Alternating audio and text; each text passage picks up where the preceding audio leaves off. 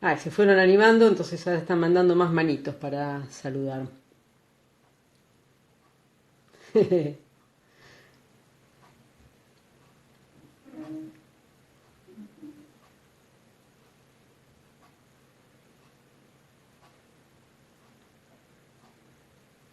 Pedro, ¿cuántos están ingresando? 149 tenemos ya que están entrando a ver la clase.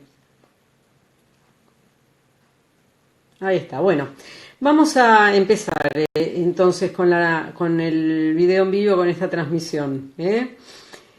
Ante todo, me voy a presentar. Algunos de ustedes tuve la ocasión de presentarme en las clases que fuimos teniendo. A otras comisiones no llegué a acercarme. Yo soy la doctora Andrea Kaplan, soy la profesora titular de la cátedra de materiales dentales. No sé si algunos con la pista esta que pusimos de que era una clase densa lograron darse cuenta que la clase que íbamos a ver era la de materiales metálicos. ¿Alguno llegó a darse cuenta con esa pista? ¿Cuánto los logramos no distraer y orientar mejor?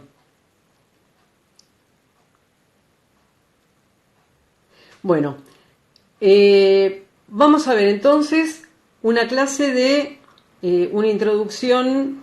Sí, se dieron cuenta, bien, se dieron cuenta que eran los metálicos. Bien, ahí están las respuestas. Bueno, vamos a ver entonces. Acá alguien me dice que ya ni sabía qué íbamos a ver. Bueno, ahí tenemos que ponerle un poco más de ganas a la actividad desde las casas. Es raro para mí dar esta clase de esta manera, pero bueno, queremos asegurarnos que ustedes se retrasen lo menos posible con esta situación de la cuarentena que estamos pasando. Entonces vamos a empezar a ver los materiales metálicos. Si miramos así en términos generales, podemos describirlos de esta manera. Si yo le preguntara a cualquiera de ustedes cómo describirían a un material metálico, seguramente me dirían alguna de estas definiciones que aparecen aquí en la pantalla. Conducen electricidad y calor. Hola, doctora Pica. Conducen electricidad y calor, brillan cuando están pulidos, se abollan si se golpean, son opacos, permiten obtener hilos y láminas, por eso vemos chapitas muy delgaditas de material metálico o vemos algunas prendas, por ejemplo, de ropa especialmente de civilizaciones antiguas, ahora ya no se ve tanto, pero bueno, en alguna cosa también de alta costura hay prendas bordadas en oro, por ejemplo. Y, por supuesto, todos sabemos que se oxidan. ¿Sí? Entonces, recordando un poquitito de lo que vieron en esa primera clase. Los materiales metálicos están formados por átomos metálicos, ¿sí? Esos átomos metálicos tienen las características que aparecen aquí. Tienden a ceder electrones, ¿sí? O sea que tienen en general pocos electrones en la última órbita, entonces la tendencia es a cederlos. Justamente al ceder los electrones y perder esa carga negativa que tienen dentro de la estructura del átomo, si uno los pusiera en solución, van a formar cationes, ¿sí? Porque al perder la carga negativa quedan cargados en forma positiva. Y si miramos la tabla periódica, si pudiéramos observar en este momento mismo una tabla periódica, podríamos ver que se encuentran en el extremo izquierdo y en el centro de la tabla periódica. ¿Sí? O sea, teniendo una tabla periódica de frente, la parte central y la izquierda va a estar dada por los átomos metálicos. Acá tenemos la imagen de la tabla periódica, ¿sí? Y entonces en este sector, llegando hasta acá, hasta la parte verde, tenemos a los átomos metálicos. Después, bueno, sabemos que están los diferentes grupos de la tabla periódica que diferencian, como dice acá, los metales alcalinos, los los alcalinotérreos y demás, pero si se fijan, y coincidentemente con lo que aparece acá, nos aparecen metales, metales, metales y otros metales, ¿sí? O sea que acá tenemos todos los metales presentes en la tabla periódica. Ahora, si los tenemos que definir, la mejor definición de un metal como tal es esto. Es todo elemento que colocado en solución va a ionizar positivamente, justamente por lo que les decíamos recién. Al perder los electrones, quedan con carga positiva. Entonces, un metal es todo elemento que en solución ioniza en forma positiva. Sabemos que también existen los metaloides, que son esos elementos que pueden tener características parecidas al metal, pero ¿qué es lo que pasa? No ionizan positivamente, porque generalmente los metaloides tienen mayor cantidad de electrones en la última órbita, entonces no es tan fácil que los cedan. ¿Sí? Dentro, ¿se acuerdan del octeto? Tienen mayor tendencia, por ejemplo, a compartirlos. Eso para diferenciar. Esto ya lo vimos en alguna clase, pero bueno, tenemos acá el ejemplo y es un poco lo que veníamos explicando recién. Tenemos un ion metálico como es el calcio. El calcio tiene 2 electrones en la última órbita, ¿sí? Entonces, justamente como tiene tan pocos electrones en la última órbita, los cede al medio. Acá me dicen que no se ve la pantalla completa. No crean que es fácil. Ahí está mejor.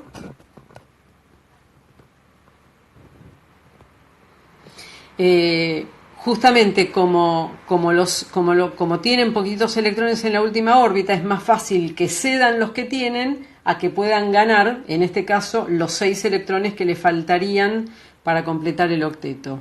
¿Sí? Y entonces en esta unión metálica, al ceder los electrones, de nada, y gracias por avisarme. Al ceder los electrones, queda formada esa nube electrónica que habíamos visto en su momento. Todos los átomos tienen pocos electrones, todos los ceden al medio, todos quedan cargados positivamente y esos electrones circulan. ¿Sí?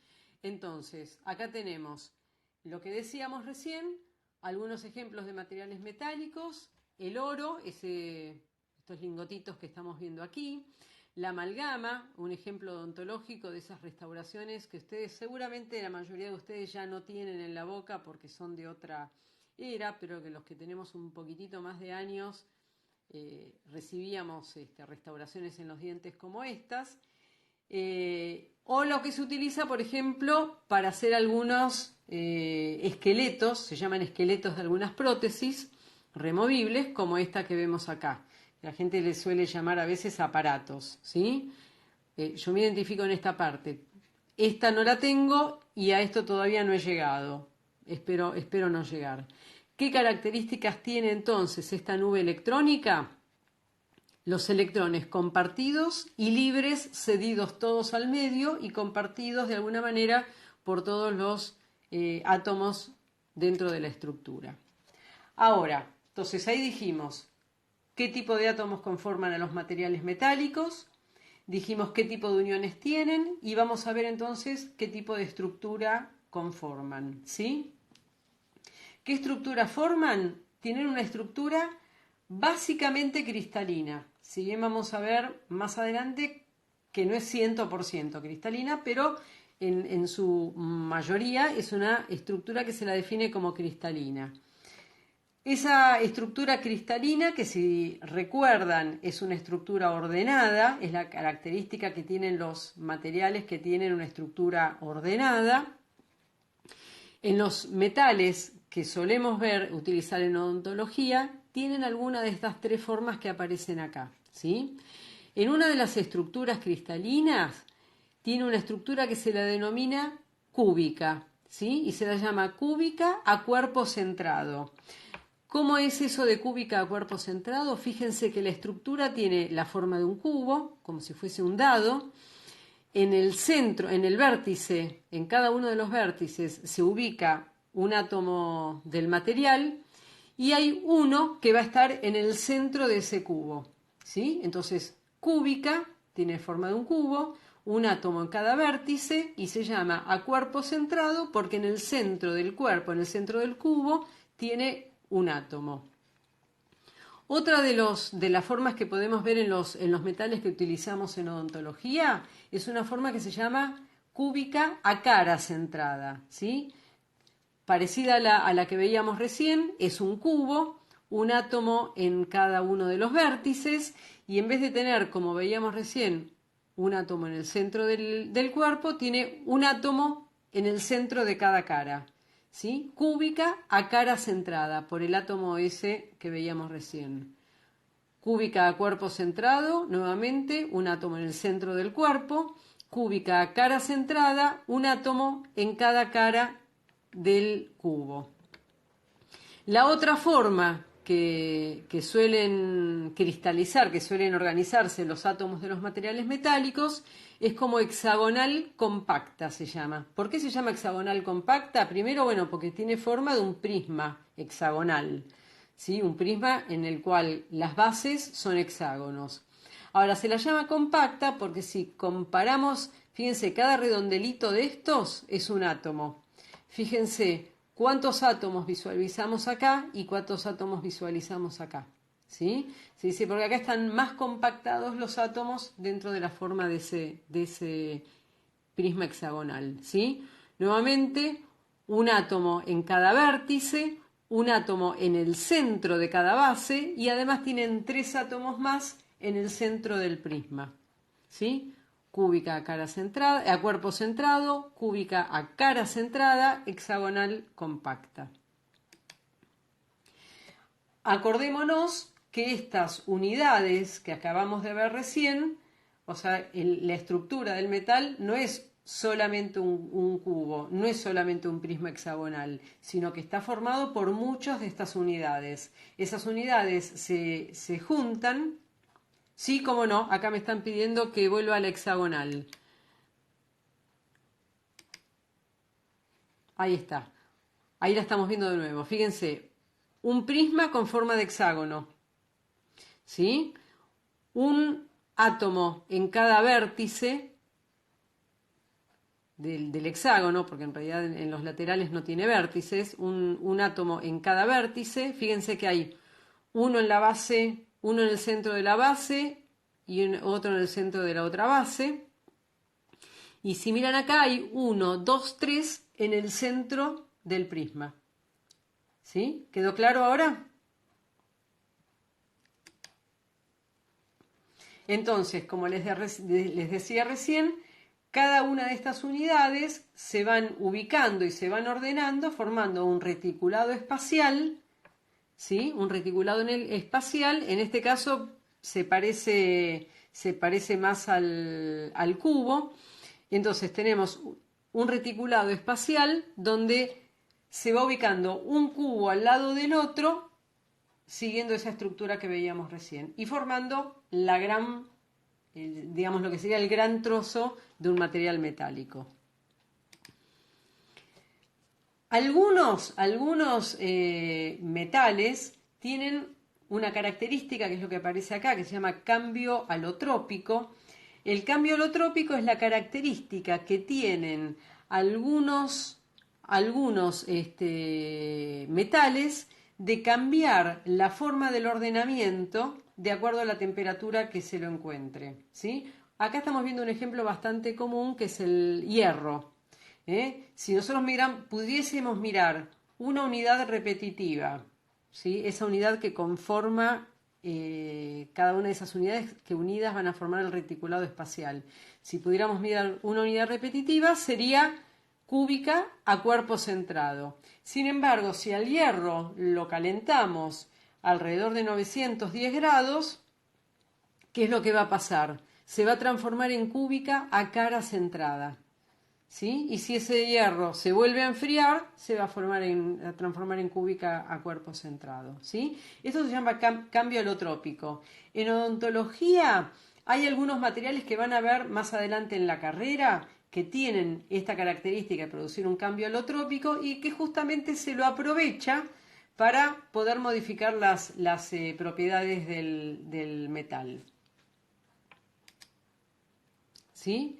Entonces, esa estructura cristalina, hay una característica que tienen los materiales metálicos que se llama anisotropía. ¿Sí? ¿Qué es la anisotropía? La característica, la propiedad que tienen los metales de responder en diferente manera de acuerdo a la dirección en que se aplique el estímulo. ¿Sí? Anisotropía. Vamos a ver que en algunos metales, por ejemplo, si le aplicamos una carga compresiva, lo aplicamos en un sentido, puede ser diferente en la respuesta a si le aplicamos una carga traccional, si se aplica en diferente dirección.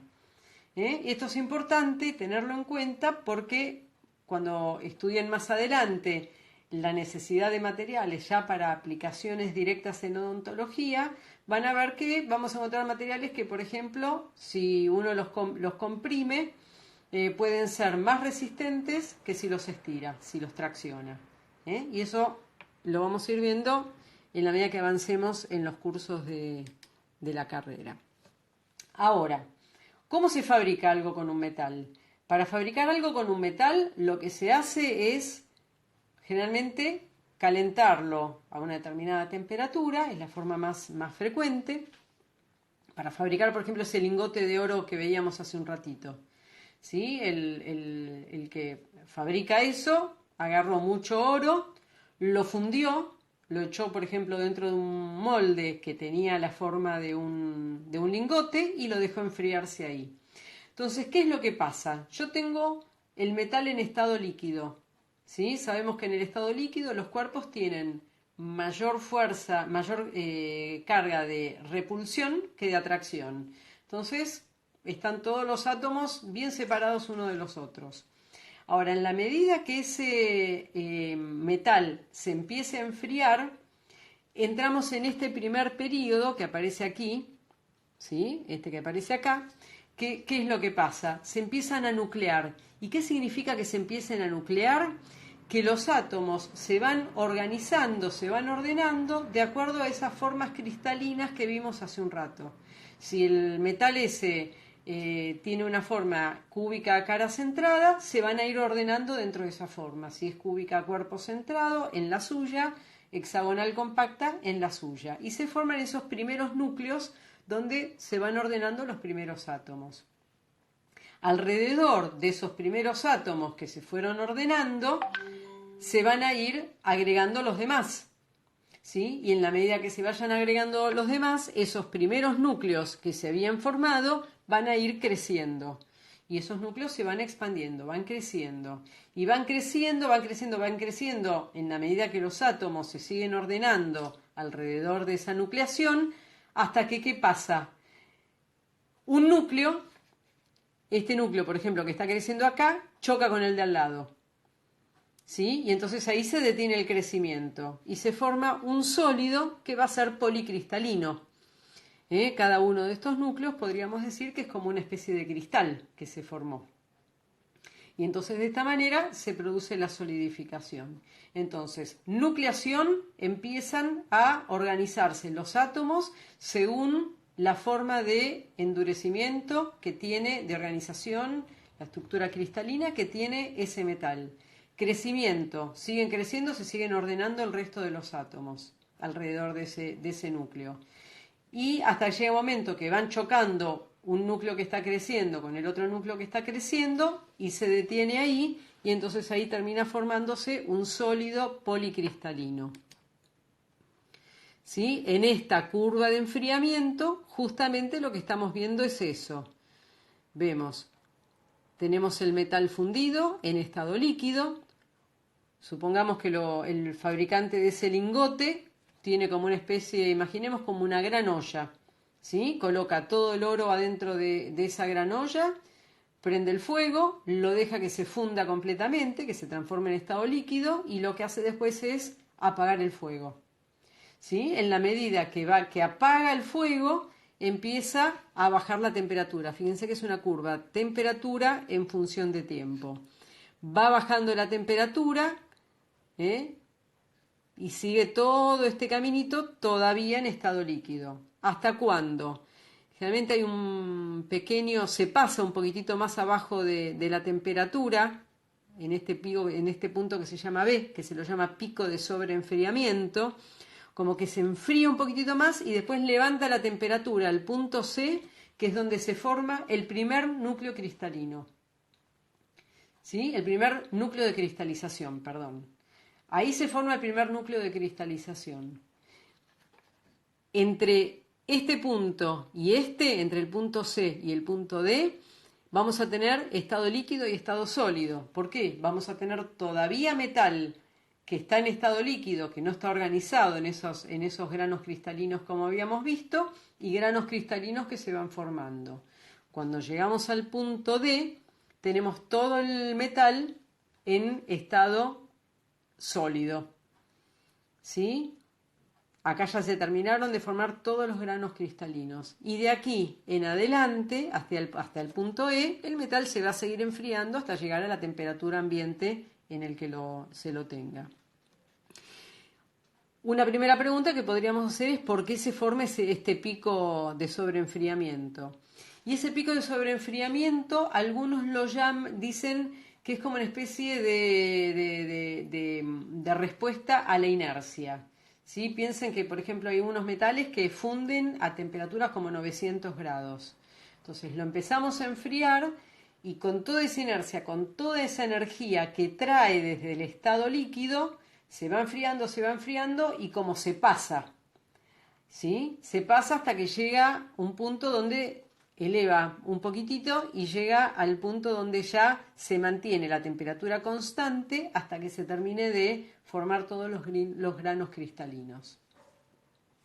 Podrían preguntar, ¿y acá no se forma ningún núcleo de cristalización? Sí, se pueden formar algunos núcleos de cristalización, pero justamente se forman y se desarman. Algunos le llaman también.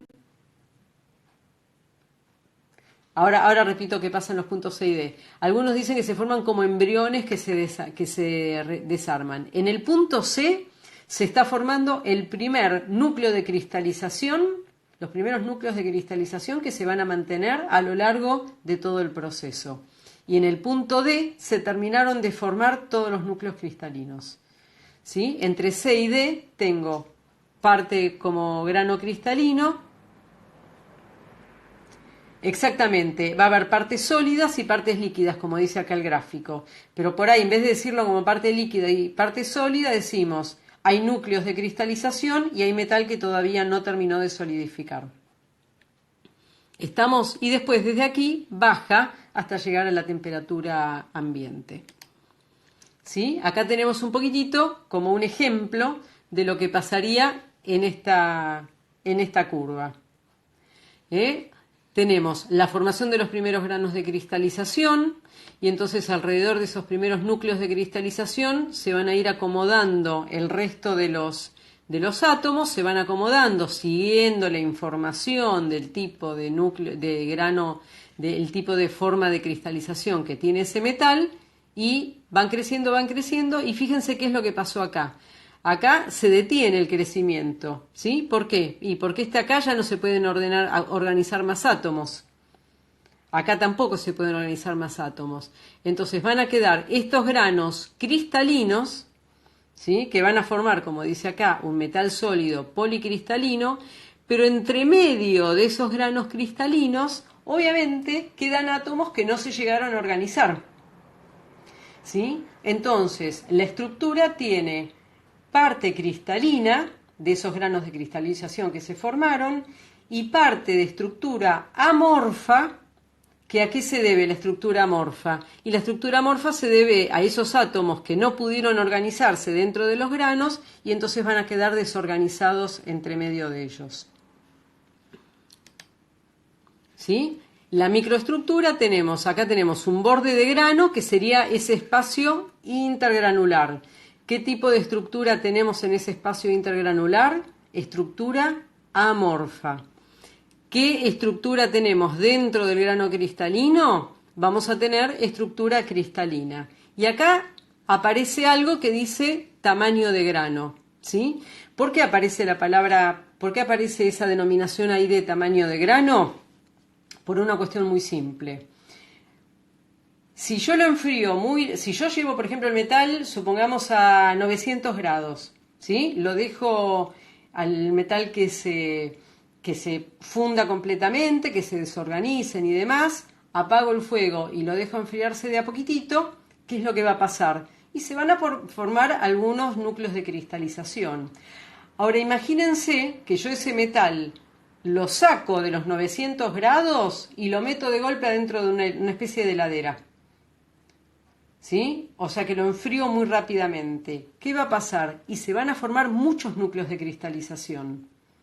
¿Sí? Y entonces, cuanto más núcleos de cristalización se formen, vamos a tener mayor cantidad de granos cristalinos, pero que van a ser más pequeños. ¿Lo entendieron eso? ¿Sí? La forma de enfriamiento del metal determina la cantidad de granos cristalinos y el tamaño de los granos cristalinos que se formen. ¿Y en qué me importa conocer esto de la cantidad de granos cristalinos y el tamaño? ¿Y saben en qué me va a importar? Porque seguramente para muchas propiedades no va a responder de la misma manera el grano cristalino que el espacio intragranular. ¿Sí? Entonces, en algunas situaciones vamos a tener mayor tamaño de espacio intergranular con una mayor parte de espacio de material amorfo, y entonces va a responder mayoritariamente a la parte amorfa. O si tengo pocos granos pero muy grandes, voy a tener menor espacio intergranular, entonces va a tener más respuesta como material cristalino. Porque en realidad, con todo esto que dijimos, si bien decimos más núcleos, mayor cantidad de granos, exactamente. Más núcleos, mayor cantidad de granos, pero de menor tamaño. Ahí me anticipé a la pregunta que me estaba haciendo Zoe, ¿sí? Mayor cantidad de granos, pero de menor tamaño. Entonces, si tengo mayor cantidad de granos y de menor tamaño, voy a tener mayor cantidad de espacio intergranular. Entonces, con todo esto que acabamos de explicar, podemos decir, en realidad, que si bien nosotros le dijimos, los materiales metálicos tienden a tener una estructura cristalina, ¿sí? En realidad tienen una combinación, ¿sí? Cambio abrupto, más núcleos, pero más pequeños, ¿no? Exactamente, vos me venís siguiendo bien en todo esto, ¿eh? Cuantos más granos cristalinos, más chiquititos van a ser. Y entonces voy a tener mayor proporción de espacio intragranular. En cambio, si tengo menos granos cristalinos, crecen más y el material ese entonces tiene mayor tamaño de grano cristalino. ¿Les quedó más o menos claro esto? ¿Sí? Lo explicamos bien, pero acá nos aparece la diapositiva que lo refuerza. Enfriamiento lento y homogéneo, pocos núcleos. Metal solidificado con pocos granos y más grandes, ¿sí? Esto va a tener una influencia muy importante en las propiedades mecánicas, porque hay muchas propiedades mecánicas que dependen básicamente del tamaño de grano cristalino. Eso lo van a ver en otra clase que no recuerdo bien si ya está disponible en el campus o va a estar disponible en breve, y con lo que ustedes les sugerimos que trabajen con la guía de trabajos prácticos que tenemos. ¿Quedó más o menos claro esto que le dijimos siempre? La que más les gusta a ustedes es cuando dice fin de la presentación, que significa que ya no les damos más conceptos. La idea de esta clase era que ustedes entendieran cómo funciona cómo es la estructura de un metal, cómo se forma y qué estructura tiene, ¿sí? Entonces, tendríamos que decir en este momento que el metal no es totalmente cristalino, sino que es mesomorfo. Tiene parte cristalina y tiene parte amorfa, ¿sí? Entonces, con esto ahora les pedimos que vayan a mirar los ejercicios de la guía, revisen el material que tienen disponible en el campus, respondan las preguntas y vamos a estar armando foros por comisiones, ¿sí? Para que los docentes se puedan comunicar, ustedes puedan hacer consultas en el foro, los docentes le puedan responder y vayamos avanzando, si Dios quiere, para poder encontrarnos próximamente cuando terminemos con esta cuarentena. Nuevamente, muchas gracias por acompañarme y les recuerdo que esta clase, yo ahora voy a poner finalizar el video en vivo, y esta clase la vamos a terminar y la vamos a estar subiendo, dejando como en vivo para que ustedes durante 24 horas la puedan volver a ver. Están pidiendo, me encanta esta parte porque es como, me siento así como cuando uno va a ver un concierto y le piden temas al que está dando el recital. Están pidiendo una de aleaciones. Doctora Pica, ¿le parece que organicemos una de aleaciones también? A ver, hoy es lunes, ¿no? Yo voy perdiendo la noción del tiempo. Pero hoy es lunes. Si quieren, lo que podemos hacer es el jueves hacemos la clase de aleaciones. ¿Les parece? Los que estén de acuerdo, queremos más. Los que estén de acuerdo con que le demos la clase de aleaciones, pongan el dedito para arriba, el dedito ese de sí. Y de la forma de obtener material, vamos a estar organizando. Vamos a estar organizando más clases. Estábamos probando esta manera de comunicarnos. Ahí veo bastantes deditos que aparecen. Así que entonces vamos a seguir dándoles más clases de estas para que ustedes se puedan comunicar con nosotros. Bueno, me parece que media hora es un tiempo suficiente para haber logrado que nos acompañen en esta clase. Y entonces vamos a anunciar todas las que se puedan. Vamos a organizar todas las clases posibles entonces. Muchas gracias y nos vemos en la próxima clase. Chao chicos.